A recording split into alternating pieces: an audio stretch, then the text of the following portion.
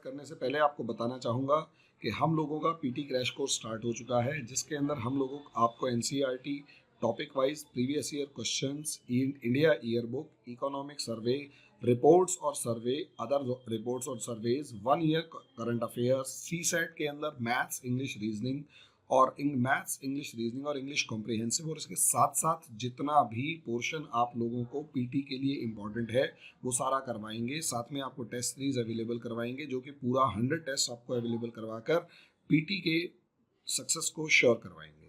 तो जो भी स्टूडेंट हमारे इस पीटी के कोर्स को ज्वाइन करना चाहता है वो हमारे दिए गए नंबर्स पे कॉल करे, व्हाट्सअप करे, या फिर वो किसी भी तरीके से हमसे कांटेक्ट करे। हम अपने आप इन्फॉर्मेशन बाकी प्रोवाइड कर देंगे। आओ अब टॉपिक स्टार्ट करें। हेलो दोस्तों, आज का टॉपिक है क्या चीन ताइवान पर हमला कर सकता है, और ये क्या 2027 तक ताइवान पर हमला करके ही मानेगा या कोई और रास्ता भी है जिसकी वजह से चाइना और ताइवान के बीच का रास्ता निकल सकता है, या फिर ये युद्ध टल सकता है। क्योंकि ऐसा जो इम्प्रेशन है, ये ऐसा एक बयान अमेरिका के टॉप मिलिट्री कमांडर जो कि साउथ चाइना सी और साउथ ईस्ट एशिया के अंदर उन अमेरिका की जो सेनाएं हैं, नौसेना है, उनको हैंडल करते हैं और चाइना के आसपास के पूरे इलाके को हैंडल करते हैं, उनका अमेरिकन पार्लियामेंट के सामने एक बयान है। और उसमें बयान में ये कहा गया कि अगर अमेरिका जो है अपनी तैयारी नहीं करता है आने वाले समय में, तो आने वाला समय ताइवान के लिए बुरा होगा, और मे बी पॉसिबल 2027 यानी 2027 तक आते आते चाइना जो है वो ताइवान पर कब्जा कर लेगा, या कम से कम हमला करके उसे बर्बाद करने की कोशिश करेगा। तो असलियत में ताइवान और चाइना की प्रॉब्लम क्या है उसे समझने के लिए दोस्तों आपको ये मैप थोड़ा सा समझना पड़ेगा। इस मैप को अगर आप मोटे तौर पर देखेंगे तो असलियत में 1911 का जो चाइना था वो पूरा इस तरीके का चाइना नहीं था जो आज का नक्शा आपको दिखाई देता है। मामला ये है कि असलियत में किसी टाइम पर चाइना जो है उसमें तिब्बत भी होता था, शिनकियांग प्रांत भी होता था जो आज के दिन शिनजियांग है। पहले तिब्बत होता था, शिनजियांग प्रांत या शिनकियांग प्रांत भी होता था, आउटर मंगोलिया होता था जो आज के दिन मंगोलिया है, और इसी तरीके से मतलब आउटर मंगोलिया उनका प्रांत है, मंचूरिया अलग होता था। और इस तरफ से देखेंगे तो ये असलियत में ओरिजिनली चाइना का हिस्सा होता था। तो इस तरीके से आप देखेंगे तो, और मजे की बात यह है कि चाइना की जो 98% पॉपुलेशन है वो असलियत में चाइना की 98% पॉपुलेशन जो है वो इन प्रांतों और मंचूरिया के अंदर रिजाइड करती है। बाकी लगभग चलो 95 अगर परसेंट लगा लिया जाए तो मोटे तौर पर 95% पॉपुलेशन इन इलाकों में रिजाइड करती है, और बाकी शिनकियांग से लेकर तिब्बत से लेकर मंगोलिया ये इतने ज़्यादा स्पार्सली पॉपुलेटेड हैं कि इनमें से किसी की भी पॉपुलेशन जो है स्पार्सली पॉपुलेटेड यानी बहुत कम पॉपुलेशन है, और इनमें से किसी की भी पॉपुलेशन 1 करोड़ क्रॉस नहीं कर रही है। ऐसी सिचुएशन में यानी मोटे तौर पर आप देखेंगे तो यहाँ पर 1 करोड़ के करीब की पॉपुलेशन नहीं है, लेकिन अगर एरिया वाइज देखा जाए तो इन तीन की, तिब्बत, शिनकियांग और आउटर मंगोलिया की, अगर एरिया वाइज अगर इस पूरे के पूरे रीजन को देखा जाए तो ये अप्रॉक्सीमेट से 45% ऑफ चाइना से लेकर 60% ऑफ चाइना तक के इलाके को बनाते हैं। अब ऐसी सिचुएशन में जब 45% से लेकर 60% चाइना को बना रहे हैं और पॉपुलेशन यहाँ पर ना के बराबर है, तो यहाँ असलियत में, और सबसे बड़ी बात एथनिसिटी के मामले में, यहाँ पर हान चाइनीज रहते हैं, यहाँ तिब्बतन रहते हैं जो अपने आप को चाइना से बिल्कुल अलग मानते हैं।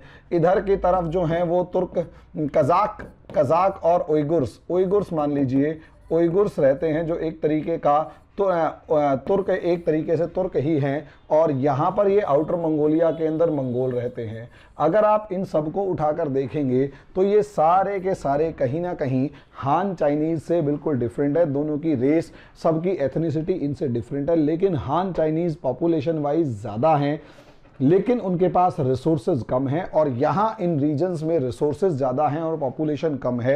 यही रीज़न है 1911 के बाद धीरे धीरे 1949 ऑनवर्ड्स तक आते आते चाइना ने इन सब इलाकों में, और खासकर सेकेंड वर्ल्ड वॉर का यूज़ करते हुए, वर्ल्ड वॉर सेकेंड का इस्तेमाल करते हुए इन सारे इलाकों पर धीरे धीरे कब्जा कर लिया और एक बड़ा चाइना बनाने की कोशिश की गई, खासकर शिनजियांग और मंगोलिया के ऊपर। ऐसी सिचुएशन में मंचूरिया शुरू से चाइना के अंडर में था और जब जापान ने इस पर कब्जा किया तो बाद में इस जापान से कब्जे में भी इससे छीन लिया गया और ये चाइना को मिल गया। इन शॉर्ट अगर आप देखेंगे तो यहां पर चाइना बहुत ज़्यादा डिवाइडेड नज़र आ रहा है ऐसी सिचुएशन में। और सबसे बड़ी बात, हाईली मतलब जो डेंसली पॉपुलेटेड इलाका ये है, और डेंसली पॉपुलेटेड इलाके के साथ साथ अगर आप यहाँ पर देखेंगे तो इस पूरे रीजन के अंदर बहुत ज़्यादा भुखमरी, गरीबी और पिछड़ापन हुआ करता था। लेकिन क्योंकि नंबर ऑफ पीपल ज़्यादा थे तो ऑब्वियस सी बात है उन्होंने किसी ना किसी तरीके से इन सब एरियाज़ पर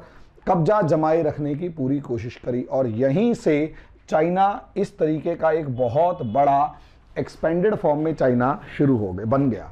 1927 के अंदर चाइना के अंदर सिविल वॉर शुरू होता है दोस्तों, और जो सिविल वॉर कॉन्टिन्यूसली चलता है। लेकिन सेकेंड वर्ल्ड वॉर के अंदर जब जापान चाइना के ऊपर अटैक करता है तो सिविल वॉर खत्म होता है और जापान से लड़ने के लिए ये देश तैयार हो जाते हैं। ये पूरा का पूरा चाइना तैयार हो जाता है, कम्युनिस्ट और कैपिटलिस्ट दोनों रेजीम। लेकिन 1949 के अंदर दोबारा से ये दोनों रेजीम्स एक दूसरे से अलग होती हैं, लड़ना शुरू करती हैं और सिविल वॉर जो है वो कहीं ना कहीं कॉमिनतांग KMT की पार्टी जो है वो जब ताइवान जाकर बैठ गई और वहाँ पर जाकर शरण ली, और यहाँ पर कम्युनिस्टों के पास इतने जहाज़ नहीं थे कि जाकर ताइवान के ऊपर जाकर कब्जा कर सके, और KMT की चियांग काई शेक की सरकार को USA सपोर्ट कर रहा था और इसे USSR सपोर्ट कर रहा था कम्युनिस्टों को। तो यहाँ पर कहीं ना कहीं वर्ल्ड वॉर फिर से भड़कने का डर था, इसलिए भी कॉमिनतांग को ताइवान के अंदर कंट्रोल किए रखा गया और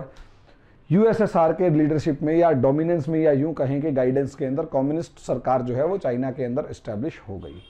जब यहां देखा तो यहां पर बना पीपल्स रिपब्लिक ऑफ चाइना और ये बना रिपब्लिक ऑफ चाइना ROC। इसी तरीके से दो और छोटे छोटे शहर मकाओ और हांगकांग ब्रिटेन और फ्रांस के कब्जे में हुआ करते थे, जिस वजह से यहाँ पर भी प्रॉब्लम हो गई। और यही एक रीज़न है कि इन दोनों शहरों को भी 1998 के आसपास तक दोनों के बीच में, दोनों के मतलब ब्रिटेन और फ्रांस मतलब यूरोपियन कंट्रीज़ के अंडर में रखा गया। यहाँ से क्योंकि चाइना यहाँ पर अगर आप देखेंगे तो 3 हिस्सों में डिवाइडेड था या 4 हिस्सों में, एक हिस्सा ताइवान था, दूसरा शहर हांगकांग था, तीसरा शहर मकाओ था, चौथा चाइना था। और चाइना के साथ साथ यहाँ पर तिब्बत रीजन था जो अपने आप में डिस्प्यूटेड था, ये शिंजियान प्रांत था जो अपने आप में डिस्प्यूटेड था, और आउटर मंगोलिया जो था इसके ऊपर भी मंगोल जो है वो कब्जा कर रहे, मतलब अपना दावा ठोक रहे थे। इधर कजाक दावा ठोक रहे थे, इधर तिब्बत के ऊपर भी कहीं ना कहीं दलाई लामा का पूरा मामला जो था वो इस तरीके से था कि चाइना के ऊपर दबाव था। यहाँ चाइना की कम्युनिस्ट गवर्नमेंट ने एक पॉलिसी अपनाई और ये कम्युनिस्ट गवर्नमेंट की जो पॉलिसी थी उस सिंपल पॉलिसी का नाम था one China policy. One China policy का मतलब ये है, ये इंडिया से बहुत ज़्यादा स्ट्रांग पॉलिसी इस मामले में थी। इंडिया कभी भी, क्योंकि इंडिया के अंदर एक वीक गवर्नमेंट हमेशा बनी रही और आयाराम गयाराम की सरकारें अक्सर रही और सरकार का ध्यान अक्सर इलेक्शन जीतने में ज़्यादा रहता कंपैरेटिवली अपनी पॉलिसीज़ को आगे बढ़ाने या एग्जीक्यूट करने में। दूसरी तरफ चाइना को अगर आप देखेंगे, चाइना में हमेशा से सिंगल पार्टी रूल रहा और उस सिंगल पार्टी रूल का असर ये होता कि पूरी की पूरे देश के ऊपर सिंगल, खासकर कम्युनिस्टों की गवर्नमेंट होती और कम्युनिस्ट गवर्नमेंट में एक ही पार्टी थी तो चुनाव नाम की कोई चीज़ नहीं थी। जो भी राष्ट्रपति बनना था वो सीधे सीधे 10 साल के लिए बनना था। और उससे बड़ी बात 1976 के आसपास तक अगर आप देखेंगे, माओ जेडोंग जो है वो पूरे चाइना के प्रीमियर बनके, सुप्रीम लीडर बनके बैठे रहे। तो ऐसी सिचुएशन के अंदर 49 से लेकर 76 अप्रॉक्सीमेट जो है वो 27 ईयर्स जो हैं, 27 ईयर्स जो हैं वो इस तरीके से गद्दी पर बैठे रहे कि पूरे चाइना को एक शेप देने में कामयाब रहे और single China, one China policy को बड़ी मजबूती के साथ आगे बढ़ाया। वन चाइना पॉलिसी का सिंपल उसूल था कि आपको चाइना की ज़रूरत नहीं है और चाइना को आपकी ज़रूरत नहीं है तब तक जब तक कि आप हमारे पूरे के पूरे चाइना को चाइना का हिस्सा ना मान ले, यानी ताइवान चाइना का हिस्सा है उसे मानिए। ये डिप्लोमेटिक रिलेशंस बनाने की पहली शर्त होती थी कि ताइवान चाइना का हिस्सा है, इसे मानिए। हांगकांग और मकाओ चाइना का हिस्सा है, इसे मानिए। तिब्बत चाइना का हिस्सा है, इसे मानिए।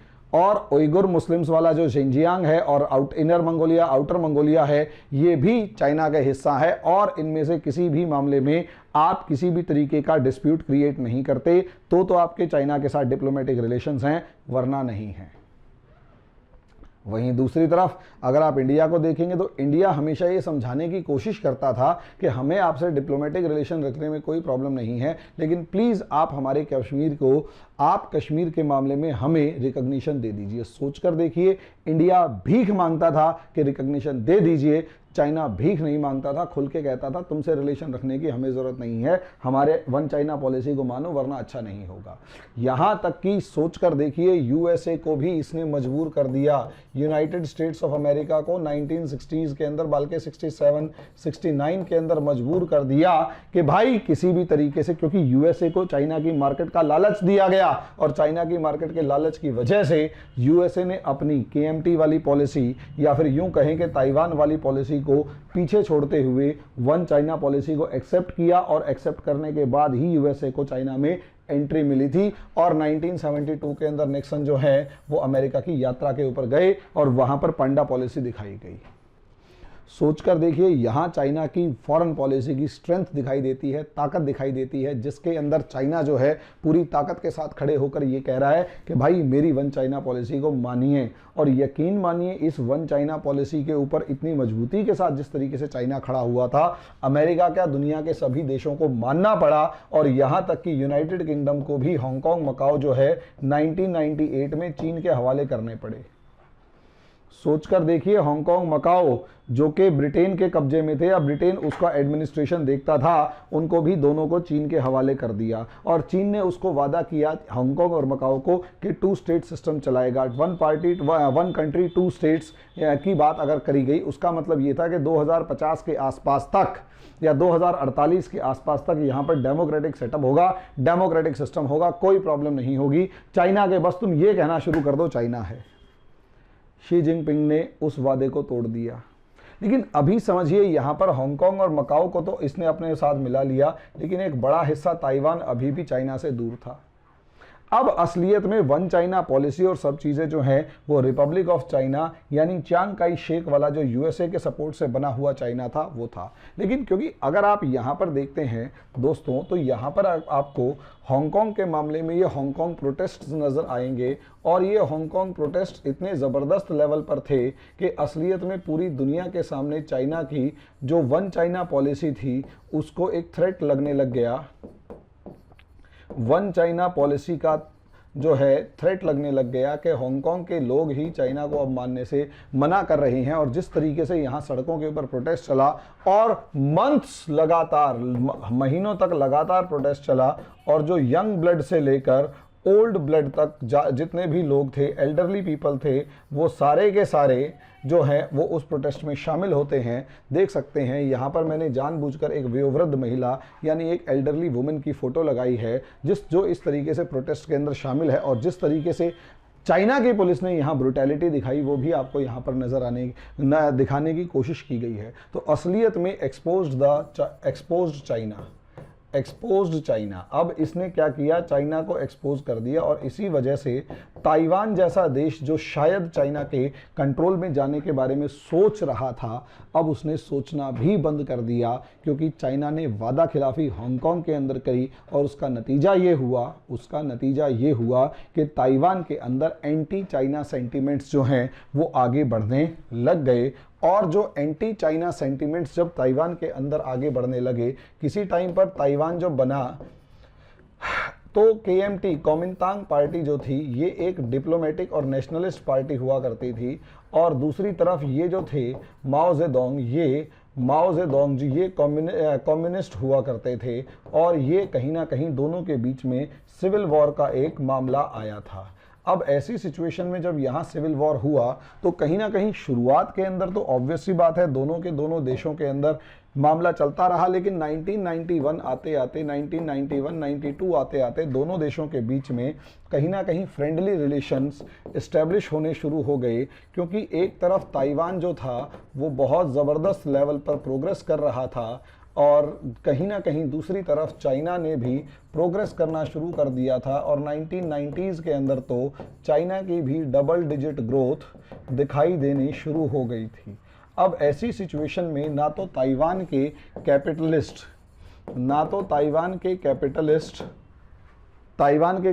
चाइना को इग्नोर कर सकते थे और ना ही चाइना के जो लोग थे वो ताइवान की टेक्नोलॉजी को इग्नोर कर सकते थे। और चाइना तो चाहता ही था कि ताइवान किसी भी तरीके से वन चाइना पॉलिसी को अपना ले और उस चाइना की जो मार्केट थी उसको अट्रैक्ट करने की कोशिश की गई। चाइना की मार्केट ने मतलब ताइवान वालों ने चाइना की मार्केट के अंदर पेनिट्रेट करने की या ट्रेड करने का एक लालच यहाँ पर एस्टेब्लिश हुआ।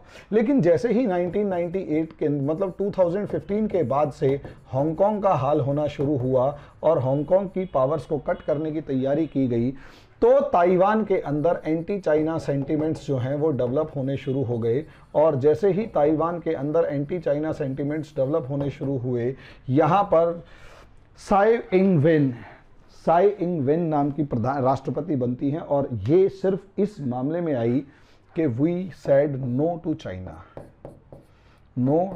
चाइना। वो उन्होंने ये कहना शुरू कर दिया कि Taiwan is Taiwan, Taiwan is Taiwan, China is China, these are two different countries. यहाँ तक कि इन्होंने अपना पासपोर्ट से लेकर करेंसी से लेकर हर जगह से रिपब्लिक ऑफ चाइना लिखने के साथ साथ सब चीज़ें रिपब्लिक ऑफ चाइना लिखना शुरू कर दिया और ऊपर लिखना शुरू कर दिया Taiwan the Republic of China. पहले पासपोर्ट पर रिपब्लिक ऑफ चाइना होता था, अब पासपोर्ट पर ताइवान लिखा जाने लगा और यहीं से कहीं ना कहीं चाइना को चिढ़ मचनी शुरू हो गई कि ताइवान ने ऐसा किया कैसे। तो असलियत में चाइना और ताइवान के बीच का जब झगड़ा शुरू हुआ तो कहीं ना कहीं आप इन पोस्टर्स में भी देख सकते हैं कि ये जो ताइवान है ये असलियत में वन चाइना पॉलिसी के लिए एक थ्रेट है। और यहाँ पर ताइवान का शुरू से जो दोस्त है यूएसए वो खड़ा है और कहीं ना कहीं ताइवान को हमेशा प्रोटेक्शन प्रोवाइड कर रहा होता है। यहाँ यूएसए की ड्यूअल पॉलिसी दिखाई दे रही है। इस ड्यूअल पॉलिसी में साफ ये है कि या तो आप बिजनेस करना चाहते हो यहाँ पर तो बिजनेस करो, मार्केट आपको चाइना की चाहिए, मार्केट ले लो, हमें कोई समस्या नहीं है, लेकिन except one China policy. Taiwan को ये कहा गया, यूएसए को ये कहा गया, यूएसए ने कहा ठीक है हम आपकी वन चाइना पॉलिसी को एक्सेप्ट करते हैं, लेकिन जब तक ताइवान हमसे हथियार खरीदता रहेगा हम ताइवान को हथियार देते रहेंगे, देयर इज़ नो प्रॉब्लम। हमें आपकी वन चाइना पॉलिसी में प्रॉब्लम नहीं है, लेकिन जब तक ताइवान पूरे तरीके से आप में शामिल नहीं होता तब तक हमारे ताइवान के साथ रिलेशंस रहेंगे। फिर भी कोशिश करेंगे कि डायरेक्ट डिप्लोमेटिक रिलेशंस ना रहें, लेकिन फिर भी थोड़े बहुत रहें। अमेरिका ने भी यहाँ पर डबल गेम खेली थी शुरू से। नतीजा ये हुआ ताइवान के अंदर एक तरीके की बहस शुरू हो गई और वो बहस आपको यहाँ पोस्टर्स में नजर आ रही होगी। Taiwan not China, Taiwan will be Taiwan. यानी ये कह रहे हैं ताइवान चाइना नहीं है, ताइवान ताइवान होगा। अब दूसरी तरफ लोग कह रहे हैं वन चाइना नो ताइवान, एक चाइना है कोई ताइवान नहीं है, और तीसरी तरफ कह रहे हैं वन चाइना वन ताइवान, यानी ताइवान भी है चाइना भी है। यहाँ असलियत में यहाँ पहली बार वन चाइना पॉलिसी को झटका लगता हुआ नजर आ रहा है और ये इस कार्टून के अंदर झंडे दो पार्ट्स में साफ निकलते हुए नजर आ रहे हैं। जब ये पूरी सिचुएशन यहाँ पर आ गई तो अब यहाँ पर टसल शुरू हो चुकी है। टसल क्या शुरू हो चुकी है कि एक तरफ तो चाइना साउथ चाइना सी के अंदर अपना दबदबा बढ़ा रहा है, दूसरा वो ताइवान को किसी भी तरीके से अपने कब्जे में अपने कंट्रोल में लेने की कोशिश कर रहा है। ऐसे में अगर आप चाइना की पॉलिसी देखेंगे तो असलियत में एक तरफ तो वो आपकी मिलिट्री बढ़ा रहा है, एक तरफ तो चाइना अपनी मिलिट्री पावर को इंक्रीज कर रहा है, दूसरा नेवल पावर को वो इतना ज़्यादा बढ़ा चुका है कि आज के दिन चाइना की जो नेवी है वो यूएसए से भी काउंट के अंदर ज़्यादा हो चुकी है। यूएसए के पास अप्रॉक्सीमेट 296 शिप्स हैं और चाइना के पास 321 शिप्स हैं। ऐसे में यूएसए से ज़्यादा शिप्स चाइना के पास हैं। अब ऐसी सिचुएशन के अंदर अगर आप एयरफोर्स देखोगे तो एयरफोर्स के मामले में भी अगर आप देखोगे तो चाइना कहीं ज़्यादा चाइना काफ़ी तेज़ी के साथ अपने एयरफोर्स को डेवलप कर रहा है, ज़्यादा है। यहाँ समझ लीजिए भले ही टेक्नोलॉजी का मामला हो, यहाँ समझ लीजिए भले ही टेक्नोलॉजी का मामला हो, लेकिन टेक्नोलॉजी एक लेवल तक तो डोमिनेट करती है, लेकिन मास जो है, मास नंबर जो है, अधिक संख्या जो है वो अक्सर जीतती है। ये याद रखिएगा, किसी भी सिचुएशन में समझ लीजिएगा, एक के पास 1 या 10 प्लेन्स हैं, 10 फाइटर प्लेन्स हैं और 10 फाइटर प्लेन्स हाईएस्ट क्वालिटी के हैं, और दूसरे के पास लगभग 200 फाइटर प्लेन्स हैं, बेशक घटिया क्वालिटी के हैं लेकिन फाइटर प्लेन्स हैं। अब यहाँ आप देखेंगे कि 10 और 200 के बीच में कितने का फर्क है, 10 और 200 के बीच में 180 यानी 20 गुना का फर्क है। ऐसी सिचुएशन में ये है कि हर फाइटर जेट्स जो है वो 20 फाइटर जेट्स को गिराएगा, जो कि एक नेक्स्ट टू इम्पॉसिबल सी सिचुएशन है, क्योंकि अगर गलती से ये एक कम होता है, चाहे जितना मर्जी बेस्ट फाइटर क्यों ना हुआ, अगर एक ये कम होता है तो बाकी 9 के ऊपर सीधे सीधे 4 का बढ़ोतरी हो जाती है, 2 की तो कम से कम होती है। और इसका एक लॉस इसका कहीं ज़्यादा, मतलब छोटे वाले यानी 10 जो हाई क्वालिटी हैं वो उनका एक लॉस कहीं बाकियों के ऊपर कहीं ज़्यादा प्रेशर क्रिएट कर देता है। तो यहां मास जो है वो जीतता है। इसका बेस्ट एग्जांपल अगर आप देखेंगे तो रशिया के अंदर आप देख सकते हैं, रशिया के पास क्वालिटी नहीं थी, क्वालिटी उसके पास नहीं थी, उसके पास क्वांटिटी थी, उसके पास क्वांटिटी थी यानी संख्या थी। जर्मनी के पास अगर आप देखेंगे, जर्मन एयरफोर्स के पास जर्मन पनडुब्बियां थी, जर्मन नेवल फोर्स थी, सब चीजें थी। जर्मनी के पास क्वालिटी थी लेकिन क्वांटिटी नहीं थी, क्वालिटी थी क्वांटिटी नहीं थी। और यही रीज़न है कि जब रशिया ने जर्मनी के अंदर इन्वेजन करना शुरू किया तो शुरू में तो भले ही रशिया हारता गया और पीछे हटता चला गया, यहाँ तक कि मॉस्को जैसे शहर को भी उन्हें लूज करना पड़ गया था और स्टालिनग्राद तक ये लोग पहुँच गए थे, लेकिन जिस जर्मनी पहुँच गया था। लेकिन अगर आप देखेंगे जब वहाँ रशिया मास जो था वो दोबारा से रिवाइव करना शुरू हुआ, मास जो था उसका रिवाइव करना शुरू हुआ और उन्होंने आगे बढ़ना शुरू किया, तो मास जीता, जर्मनी की क्वालिटी हार गई और क्वांटिटी जीत गई। यही पॉलिसी आज के दिन चाइना अपनाता हुआ नजर आ रहा है कि इतने सारे जहाज, हवाई जहाज़ों से लेकर पनडुब्बियों से लेकर हर चीज़ बना दो कि अमेरिका के एक के ऊपर 20 पड़ जाएं, और नतीजा ये होगा कि अमेरिका कितना भी ताकतवर क्यों ना हुआ, 1:20 के अंदर 20 जीतेगा। 1 कितना भी अच्छा क्यों ना हुआ, रेयरेस्ट ऑफ रेयर केसेस में ही जीत पाएगा, रेयरेस्ट ऑफ रेयर केसेस में ही जीत पाएगा। ये चाइना की इस टाइम पर पॉलिसी नजर आ रही है। नतीजा क्या हुआ, नतीजा ये हुआ कि कहीं ना कहीं उसका अगला टारगेट ताइवान है, और ताइवान के ऊपर कब्जा करना चाइना की और मेनली शी जिनपिंग की एक मजबूरी भी है। असलियत में शी जिनपिंग के लिए Taiwan is an emotional issue of China, emotional issue of China. China का जैसे इंडिया के लिए कश्मीर जो था वो एक इमोशनल इशू था, वैसे ही ताइवान के लिए चाइना के लिए ताइवान जो है वो एक इमोशनल इशू है, और शी जिनपिंग के लिए इशू ऑफ रेपुटेशन है, क्योंकि शी जिनपिंग अपने आप को जितना ज़्यादा ताकतवर तरीके से आगे बढ़ाते हुए दिखाना चाहते हैं कि मैं बहुत ताकतवर हूँ, मेरे अंदर ही लीडरशिप क्वालिटी है और चाइना का जो उद्धार है माओ जेडोंग के बाद वो मेरे ही हाथों हो सकता है। ऐसी सिचुएशन में अगर आप लोग देखते हैं दोस्तों, तो यहाँ पर शी जिनपिंग के ऊपर दबाव है अपने आप को ये प्रूव करने का, शी जिनपिंग के ऊपर दबाव है अपने आप को ये प्रूव करने का कि ही इज़ द बेस्ट। और जब ये सिचुएशन है तो ऐसी सिचुएशन में ताइवान के साथ कौन सी पॉलिसी अपनाई जा रही है, इसे थोड़ा सा देख लेंगे। तो ऑब्वियस सी बात है, ताइवान के साथ जब पॉलिसी अपनाई जाएगी तो ऑब्वियस सी बात है, सुजू नाम की एक पॉलिसी है, सनजू पॉलिसी ऑफ चाइना, ये अपनाई जाएगी। सनजू पॉलिसी ऑफ चाइना, इस सनजू पॉलिसी में क्या है, वो ये कह रहा है best of the best way to win a war is to win or subdue the enemy without fighting। यानी बेस्ट ऑफ द बेस्ट वे क्या है, किसी भी देश को जीतने के लिए, अपने दुश्मन को हराने का बेस्ट वे क्या है, बेस्ट वे ये है कि आप बिना एक गोली चलाए एक साइकोलॉजिकल वॉर खेलिए और सामने वाले को हरा दीजिए। उसके लिए सबसे पहला जो सबसे बेस्ट तरीका है, जो सबसे पहली स्टेप है, वो किसी भी देश के लिए, किसी भी मतलब चाइना की इस पहली स्टेप को अगर आप देखेंगे तो सबसे पहली स्टेप होगी स्ट्रेटेजी। स्ट्रेटेजी का मतलब ये होगा कि असलियत में उसके खिलाफ किसी भी देश को हराने के लिए एक ऐसी स्ट्रेटेजी अपनाइए जिससे वो हमेशा दबाव में रहे। यानी ताइवान के खिलाफ इस तरीके की स्ट्रेटेजी अपनाइए कि ताइवान को चारों तरफ से, जैसे ताइवान आइलैंड है तो इसको चारों तरफ से पीएलए के aircraft carriers, ships, naval ships और पीएलए की आर्मी घेर के खड़ी रहे।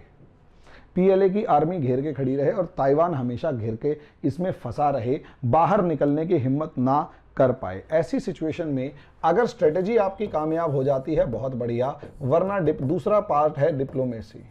डिप्लोमेसी का मतलब यह है कि दुनिया के दूसरे देशों को भी समझाओ कि ताइवान का साथ ना दे, और ताइवान को समझाओ कि तुम्हारा कोई साथ नहीं दे रहा, तुम्हारे पास चाइना से मिलने के अलावा कोई ऑप्शन नहीं है।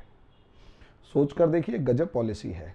ताइवान को समझाओ कि तुम्हारे पास इंडिया से चाइना से मिलने के अलावा कोई ऑप्शन नहीं है, और दुनिया को साफ कह दो कि ताइवान का साथ दिया तो अच्छा नहीं होगा। तीसरी पॉलिसी जो है वो असलियत में बड़ी गजब सी पॉलिसी है और उसे कहा जाएगा ग्रे जोन स्ट्रेटेजी। ये बनाने के बाद भी अगर नहीं मानता तो तीसरी स्ट्रेटेजी है ग्रे जोन स्ट्रेटेजी। इस ग्रे जोन स्ट्रेटेजी का मतलब क्या है?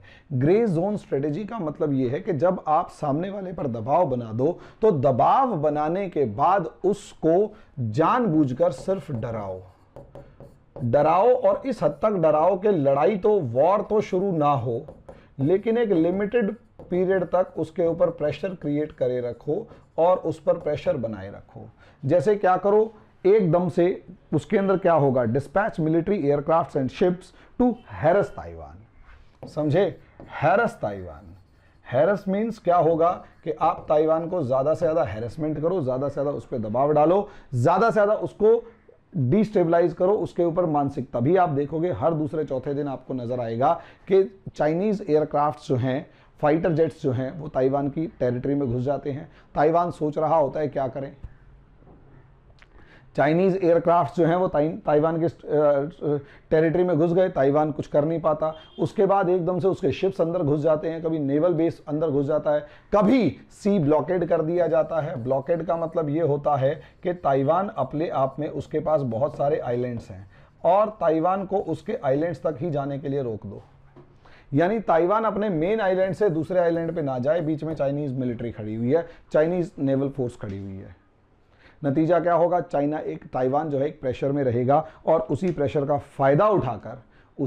फायदा उठाकर ताइवान को दबाव में लेके आओ। चौथा, लिमिटेड वॉर। अब अगर आप देखेंगे तो लिमिटेड वॉर का मतलब ये होगा, लिमिटेड जोन वार का मतलब ये होगा कि आपने पूरी की पूरी जो लड़ाई है वो एक छोटे से इलाके में कंसंट्रेट करके रख दी। और यही रीजन है चाइना पूरी कोशिश करेगा कि लिमिटेड टाइम के लिए और लिमिटेड वॉर के लिए, लिमिटेड टाइम के लिए और लिमिटेड प्लेस पर, लिमिटेड टेरिटरी में ये लड़ाई लड़ी जाए, लंबी लड़ाई ना लड़ी जाए। क्योंकि चाइना इस चीज को बहुत अच्छे तरीके से जानता है कि जितनी, अब इसे समझिए मामला क्या है, चाइना यहां क्या चाहता है। असलियत में मामला समझिए चाइना का यहां पर क्या है। चाइना चाहेगा कि यहां ये जो पूरी की पूरी लड़ाई है, ये ताइवान है। समझे? इस ताइवान और चाइना के बीच की जो पूरी लड़ाई है वो इस छोटे से इलाके ताइवान स्ट्रेट में आज लड़ी जाए। ताइवान स्ट्रेट यानी ताइवान जल संधि में लड़ी जाए। और उससे ज़्यादा बड़ी बात कि ताइवान जल संधि या ताइवान स्ट्रेट में लड़ने के साथ साथ ये पूरी की पूरी लड़ाई लिमिटेड टाइम, यानी इस लिमिटेड टाइम का मतलब है 1 to 2 days, यानी 1 से लेकर 2 दिन के अंदर अंदर लड़ी जाए और 2 दिन के अंदर अंदर ताइवान को खत्म कर दिया जाए। उसके लिए आपको, क्योंकि इंटरनेशनल प्रेशर नाम की भी एक चीज होती है, पूरी दुनिया के जब देश जो हैं वो चाइना के खिलाफ खड़े हो जाएंगे तो चाइना कभी भी इन सब देशों को अकेले नहीं निपट पाएगा। और इसीलिए चाइना चाहेगा कि ताइवान के अगेंस्ट इतनी फोर्सफुली, इतनी ताकत से, अगर लड़ाई, पहली बात तो लड़ाई नहीं लड़ी जाए। पहली बात लड़ाई नहीं लड़ी जाए, और यदि लड़ाई लड़ी जाए तो ताकत हमला करना ही पड़े, तो one fight for final first engagement as final engagement वाली सिचुएशन पे आ जाए। चाइना की पॉलिसी क्या हो कि first engagement as final engagement की सिचुएशन में हो, फाइनल एंगेजमेंट की सिचुएशन में हो, और फर्स्ट फाइट जो है विल बी फाइनल फाइट हो, यानी उसके बाद आप दूसरे चांस ना दें, आपके पास एक लड़ाई लड़ने का चांस होगा और उसके बाद उसी में आपको हर हालत में ताइवान को अपने इलाके में मिलाना होगा। उसके बाद आपके पास ऑप्शन नहीं होगा ताइवान को अपने इलाके में मिलाने का। First engagement would be the final engagement, first fight would be the final fight. इस एटीट्यूड के साथ चाइना लड़ना चाहेगा कि 2 से 3 दिन के अंदर अंदर अमेरिका से लेकर दुनिया के दूसरे देशों पे दबाव बनाए, उनको पीछे हटाए, क्योंकि ज्यादा दिन तक दबाव बन नहीं पाएगा, और ताइवान को सरेंडर करवा के अपने साथ मिला ले। ऐसा तभी पॉसिबल हो पाएगा जब 2027 के आसपास तक चाइना के पास इतनी बड़ी नेवल फोर्स होगी, इतने ज़्यादा शिप्स होंगे, इतने ज़्यादा एयरक्राफ्ट्स होंगे कि अमेरिका भी सीधे हमला करते हुए डरेगा। अमेरिका भी सीधे हमला करते हुए डरेगा, अमेरिका भी सीधे लड़ते हुए डरेगा, और ताइवान को इस हद तक वहाँ तक घेर लिया जाए कि ताइवान कुछ गोलियां चलाए भी या एम्यूनिशन वगैरह चलाए भी तो उसके सोचने से पहले ही उसके सारी वॉर प्रिपरेशंस पर पानी फेर दिया जाए। ये चाइना की स्ट्रेटेजी रहेगी और एकदम से हमला करने की और ताइवान को अपने साथ मिला लेने की तरीका रहेगा। आने वाले समय में देखो ये तो होगा क्या, और बाकी धीरे धीरे जो डेवलपमेंट्स होंगी उनके ऊपर ही हम डिस्कशन करते रहेंगे। तब तक के लिए धन्यवाद। You can download our app from Play Store for free live demo classes.